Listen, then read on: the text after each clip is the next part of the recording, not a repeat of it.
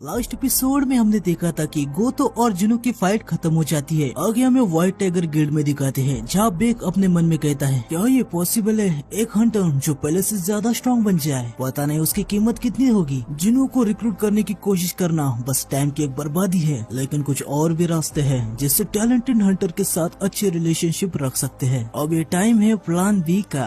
आगे बेक अपने मोबाइल में देखता है, वहाँ आने वाली सर्च एंड डिस्ट्रॉय मिशन की लिस्ट आ चुकी थी। उस लिस्ट में जुनो का नाम नहीं था। ये देख के बेक काफी ज्यादा हैरान हो जाता है। वो चिल्ला के कहता है क्या इसमें जुनो का नाम नहीं है। आगे हमें गोतो को दिखाते हैं, जो अपने गिल्ड के वॉइस मास्टर से कॉल पे बात कर रहा होता है। वो कहता है मिस्टर सुगीमोटो, मुझे यहाँ साउथ कोरिया में काफी ज्यादा स्किल्ड हंटर देखने को मिला है। सुगीमोटो हंसते हुए गोतो से कहता है लेकिन मुझे यकीन है वो तुमसे ज्यादा स्ट्रॉन्ग नहीं होगा। गोतो उसे कहता है अभी तो मुझे इसके बारे में पता नहीं है। सुगीमोटो गोतो से पूछता है उस हंटर का नाम क्या है। गोतो बताता है उसका नाम है संग जुनो। वो दूसरी बार अवेक हुआ है और हाल फिलहाल में ही यस रैंक से इवैक्यूएट हुआ है। सुगीमोटो कहता है मुझे उसका नाम लिस्ट में नहीं दिख रहा। ये सुन के गोतो थोड़ा हैरान हो जाता है और सुगीमोटो से कहता है क्या ये तुम क्या कह रहे हो, उसका नाम लिस्ट में कैसे नहीं है। सुगीमोटो कहता है मुझे माफ करना, मैं अभी एक्सप्लेन नहीं कर सकता। साउथ कोरिया ने बस अभी उनके हंटर की लिस्ट भेजी है, जहाँ चोई जोंग, मा डोंगसुग, बेक युनहो, चाहिन और मिन ब्योक, ये 6 हंटर्स 4 दिन बाद केजेजू आइलैंड की रेड में आने वाले हैं। ये सुन के गोतो कहता है ये पॉसिबल ही नहीं है।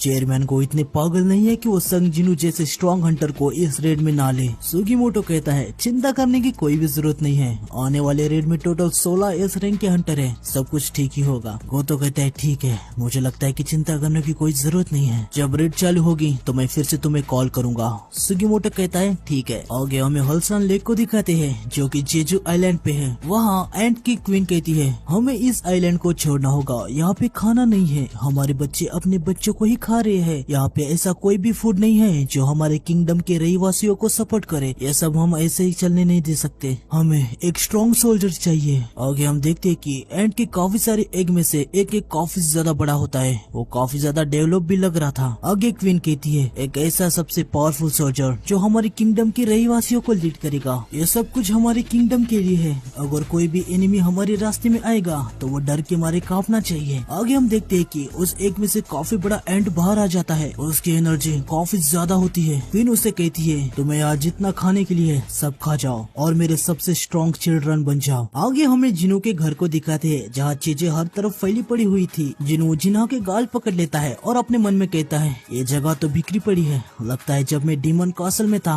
तो यहाँ किसी ने जगह को क्लीन नहीं किया। जिनो की माँ कहती है मुझे घर काम किए हुए 4 साल हो गए, तो कैसा रहेगा हम सब मिलके क्लीन करें। जिनो कहता है हाँ। आगे सभी लोग साफ सफाई करने लग जाते हैं। जिनो की माँ कहती है ये जगह इतनी गंदी हो गई है कि यहाँ पे छिपी हुई जगहों पे भी धूल और गंदगी लगी हुई है। जिनो कहता है बेशक, क्योंकि हम यहाँ पे बचपन से रहते आ रहे हैं। फिर जिनो की माँ जिनो से पूछती है जिनो जब मैं स्लीप में थी तब तुम्हें तुम्हारे पापा के बारे में कोई खबर आई थी क्या। जिनो कहता है नहीं। आगे जिनो मन में कहता है मुझे पता है कि माँ क्या कहेगी अगर मुझे कहो कि मैं भी पापा के कदमों पे चल के एक हंटर बन चुका हूँ। पापा ही वो कारण है जो माँ इस जगह को छोड़ना नहीं चाहती। भले ही मैंने इतना पैसा कमा लिया है जितना लोग अपनी पूरी जिंदगी में नहीं देख पाते, लेकिन पापा ही वो कारण है कि हम अभी भी इस जगह पे रह रहे हैं और महीने का रेंट भर रहे हैं। वैसे तो पापा काफी साल पहले गायब हो गए थे, लेकिन फिर भी माँ उनका अभी भी इंतजार कर रही है। वो आशा कर रही है कि पापा एक दिन जरूर वापस आएंगे। माँ को मेरी जरूरत है। जेजू आइलैंड की रेड।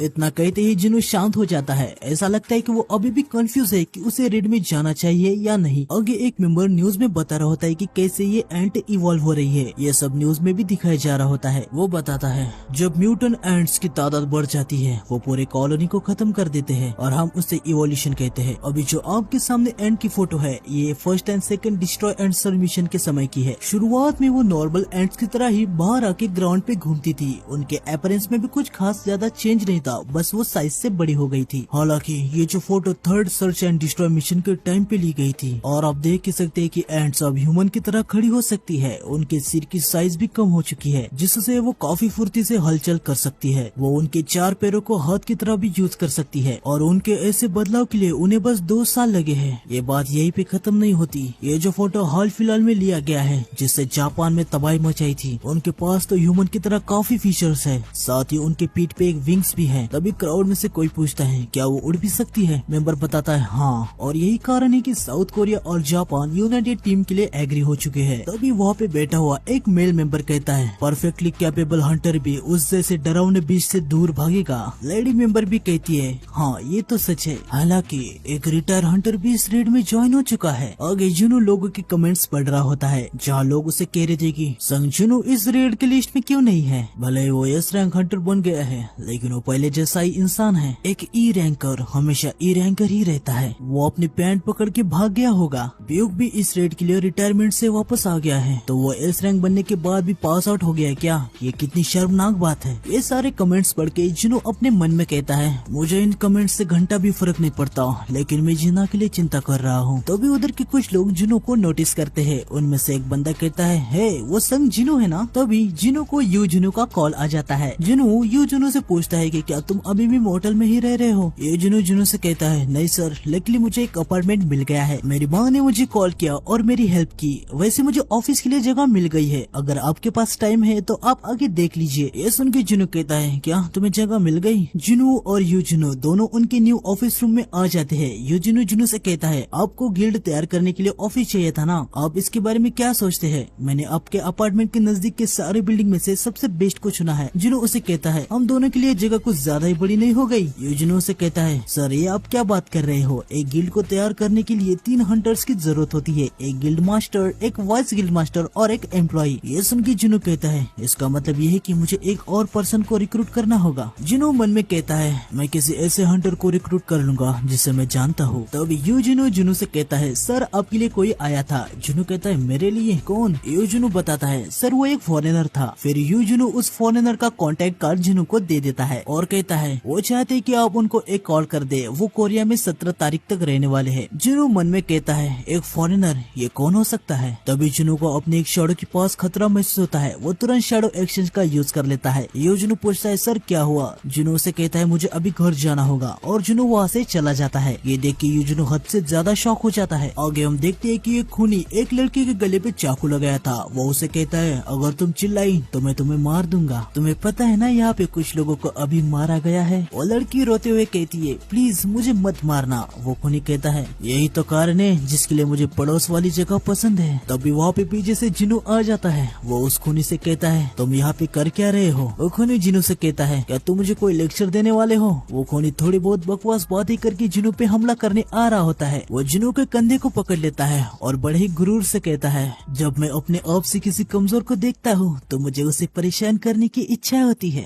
लेकिन तभी जिनू उसका डैगर लेके उसको काफी ज्यादा स्टैब कर देता है, जिससे उस खूनी बंदे की हालत खराब हो जाती है। जिनू भी उसे कहता है हाँ मैं भी इस मामले में खुद को थोड़ा बहुत रिलेट करता हूँ। जब तुम्हें उसकी आदत हो जाती है तो नॉर्मल जिंदगी में वापस जाना आसान नहीं होता। हम देखते हैं कि जिनू ने उसके पैर पर काफी ज्यादा स्टैब कर दिया था। दर्द के मारे खूनी काफी ज्यादा चिल्ला रहा होता है। आगे जिनू उस खूनी से कहता है ज्यादा अंधेरा होने से पहले मेरा घर जाना अच्छा नहीं होगा। वो जो लड़की होती है वो वहाँ से भाग जाती है। आगे जिनू खूनी से कहता है अगर तुम्हें जिंदा रहना है तो आधी रात से पहले तुम्हें खुद को बदलना होगा। जिनू उस खूनी की शैडो में अपने एक हाई और की शैडो को डाल देता है। वो शैडो से कहता है अगर इसने खुद को आधी रात तक नहीं बदला तो इसे मार देना। फिर जिनू खूनी से कहता है मुझे काफी अच्छा लगेगा अगर तुम जिंदा रह पाए। आगे जिनू अपने मन में कहता है हालांकि मुझे खुद भी नहीं पता कि मेरी हाई और की शैडो तुम्हें मारने के लिए कितनी देर तक धैर्य रख पाएगी। आगे जुनू वहाँ से जाते हुए कहता है कल जेजू आइलैंड की रेड स्टार्ट होने वाली है। आगे हमें अगले दिन को दिखाते हैं जहाँ हेलीकॉप्टर वगैरह आ चुके थे जिससे हंटर जेजू आइलैंड पे जाएंगे। फिर हमें गोतो रेजू को दिखाते हैं। गोतो मन में कहता है उस मोमेंट पे मैंने डेथ को महसूस किया था, आखिर ये मेरे साथ हो क्या रहा है? मैं कुछ ज्यादा ही सेंसिटिव हो चुका हूँ। आगे हमें काफी सारे वेपन से भरी हुई शिप्स को दिखाया जाता है जो चाइना ताइवान के कोस्ट से होकर जेजू आइलैंड की कोस्ट के पास पहुँच जाती है। फिर हमें उसी शिप में से एक शिप में जोंगसू को दिखाया जाता है। वो कहता है हमें खुद को तैयार करना होगा, उन एंट्स को हमारे बारे में कभी भी पता चल सकता है और वो कभी भी उड़ के हमारे सामने आ सकती है। लेकिन तभी उसका असिस्टेंट कहता है सर क्या आपको सच में लगता है कि हमारी स्ट्रेटेजी वर्क करेगी? जोंगसू कहता है जब तक हम ट्राई नहीं करेंगे हमें पता नहीं चलेगा। वैसे भी हमारा काम डिफेंस का है, अगर कुछ हो जाए तभी हमें पीछे से बैकअप देना है। साथ ही अगर कोई मेनलैंड से एंट हमारी तरफ आए तो हमें उन्हें मारना है। हमें उन एंट्स को मेनलैंड से बिल्कुल भी बाहर नहीं आने देना है। ये सब बातें सुन के जोंगसू का असिस्टेंट काफी ज्यादा जोश में आ जाता है। वो कहता है, सर मुझे आप पे पूरा भरोसा है, मैं जोंग्यू तानो दुनिया खत्म होने तक आपको फॉलो करता रहूंगा। आगे हमें माँ डोंगुक को दिखाते हैं जो अपने गिल्ड की वॉइस मास्टर से कहता है, अपने पीछे के दुश्मनों पर भी ध्यान रखना। लेकिन जो वॉइस मास्टर होती है ना, वो नाराज होती है क्योंकि गोतोरुजी ने सिर्फ यस रैंक के हंटर्स को ही मेन अटैक के लिए बुलाया था। वॉइस मास्टर कहती है, उधर देखने के लिए कुछ भी नहीं है, उन्होंने हमें सिर्फ डिफेंस टीम के लिए बुलाया है। रियलिटी में हम बस स्टैंड बैक टीम की तरह है जो बस पीछे रहती है, वहाँ करने के लिए कुछ भी नहीं है। डोंगुक उसे कहता है, हमारे गिल्ड के सारे मेंबर अब जहाज पर हैं, तो गिल्ड की वॉइस मास्टर होने के नाते तुम्हें उनके साथ कुछ ट्रेनिंग करनी चाहिए। वॉइस मास्टर कहती है, अब मैं क्या ही कर सकती हूँ, आपको तो पता ही है वॉइस गिल्ड मास्टर बस एक टाइटल है और कुछ भी नहीं। डोंगुक उसके सर पे हाथ रख के उसे कहता है, तुम्हारे ग्रेट मैनेजमेंट के कारण ही हमारा गिल्ड इतना ग्रो हो पाया है। तुम हमारे गिल्ड का सिंबल ही नहीं बल्कि तुम अकेले ही हो जो हमारे एक्टिविटीज का स्कोप बढ़ाने के डिसीजन के लिए सबसे बेस्ट हो। तुमने आज तक जो भी किया उसके लिए मैं काफी एहसानमंद हूँ क्योंकि मैनेजमेंट में मैं बहुत बुरा हूँ। ये सब सुन के वॉइस मास्टर कहती है, मुझे आपको वहाँ भेजने में अच्छा फील तो नहीं हो रहा, लेकिन आप वापस जा रहे हो तो मुझसे इतना वादा कीजिए कि आप वन पीस में वापस आओगे। फिर हम देखते हैं कि डोंगुक आगे चला जाता है।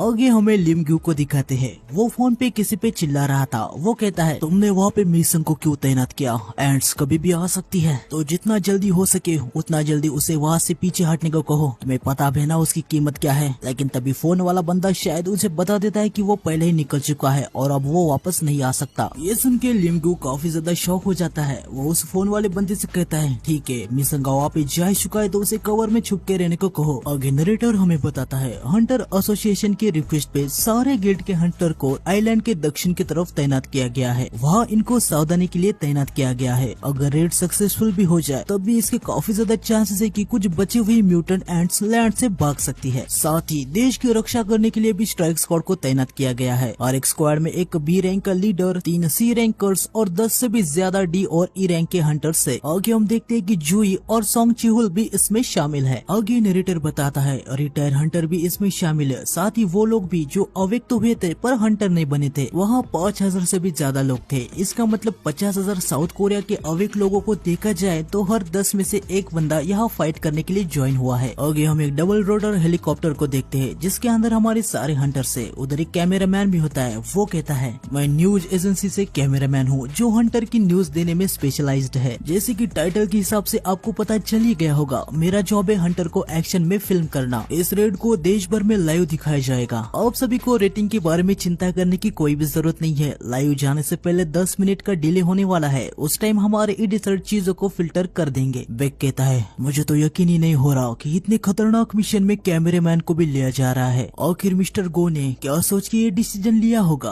आगे डोंगुक कहता है, एक सच्चा हंटर उसे कहा जाता है जो सक्सेसफुली किसी को भी प्रोटेक्ट कर पाए, लेकिन फिर भी मिस्टर कैमरामैन आपको उधर खुद ही अपने आप को प्रोटेक्ट करना होगा। कैमरामैन कहता है, चिंता करने की कोई भी जरूरत नहीं है, मैं ज्यादा हंटर की तरह नहीं लगता, लेकिन मैं खुद एक ए रैंक का हंटर हूँ। आगे नरेटर हमें बताता है, काफी ऐसे हंटर है जिनके पास हंटर का लाइसेंस तो है लेकिन फिर भी वो नॉर्मल लाइफ जीना पसंद करते हैं क्योंकि उन्हें रेड अच्छी नहीं लगती। एक कैमरामैन जो ए रैंक का हंटर है वो उन्हीं में से एक है। आगे कैमरामैन कहता है, मेरे 2 प्रोफेशंस है, ये मेरा डेंजरस लोकेशन में फिल्मिंग करने का पहली बार एक्सपीरियंस नहीं है, मुझे तो डंजन ब्रेक को भी फिल्मिंग करने के लिए भेजा गया था। हम देखते कि ये कहते हुए कैमरामैन कांप रहा होता है। आगे वो कहता है, मुझे कुछ भी नहीं पता कि मेरे पास्ट के एक्सपीरियंस इस वाले रेड में कितनी ही हेल्प कर पाएंगे। डोंगुक से कहता है, नर्वस होने की कोई जरूरत नहीं है, हंटर एसोसिएशन ने चौथे रेड में कैमरामैन को हमारे साथ भेजा है क्योंकि उनको भरोसा है कि इस रेड के सक्सेस होने के चांसेस काफी ज्यादा है। ये सुन के कैमरामैन डोंगुक को थैंक यू कहता है। साथ ही बेक भी कहता है, तुमने जो कहा वो सुन के काफी अच्छा लगा।